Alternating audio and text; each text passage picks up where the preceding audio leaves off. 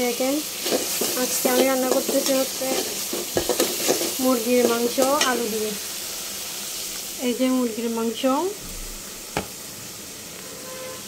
তারপর এই যে আলু, সবগুলো পরিষ্কার করে তারপর সবগুলো মশলা টশলা দিয়ে তারপর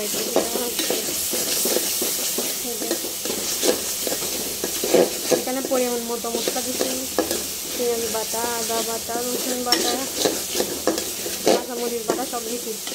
দেওয়ার পরে ধনিয়া গুঁড়া, জিরা গুঁড়া, মরিচ গুঁড়া, হলুদ গুঁড়া দিচ্ছি। এখন কষাচ্ছি, কষানো হয়ে গেলে মাংস দিয়ে দেবো। মাংসের পরে আলুগুলো দিয়ে দেবো।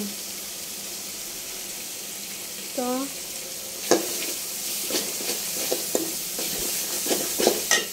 হতে যাবে, মাংসগুলো দিয়ে দিচ্ছে এখন।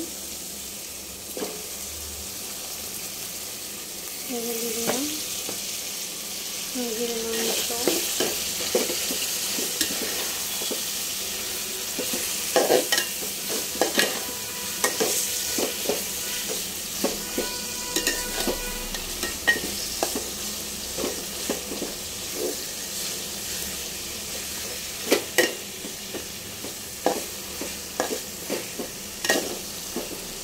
কালারটা কেমন সুন্দর না?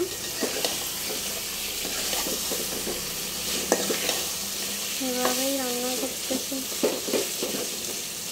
তারপর দিয়ে দিব আলুগুলো, মাংসগুলো হতে থাকে। দেখছি এটা ওইদিকে চলে গেছে।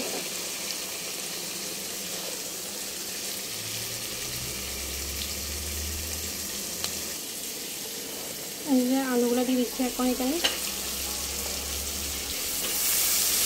আলুগুলো দিয়ে দিলে তারপর নেড়ে চেড়ে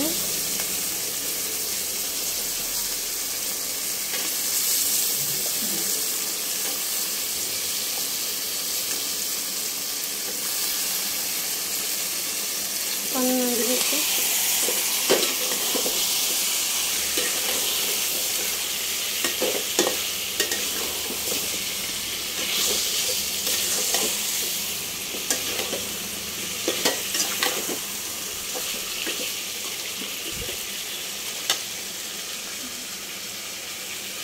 পানি দিয়ে দিচ্ছি, যেহেতু এখানে আলু দিছি, এটা হচ্ছে ঝোল করে রান্না করতে হবে, মাখা মাখা রান্না করলে হবে না।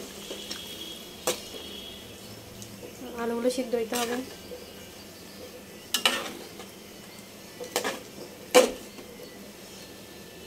ওকে।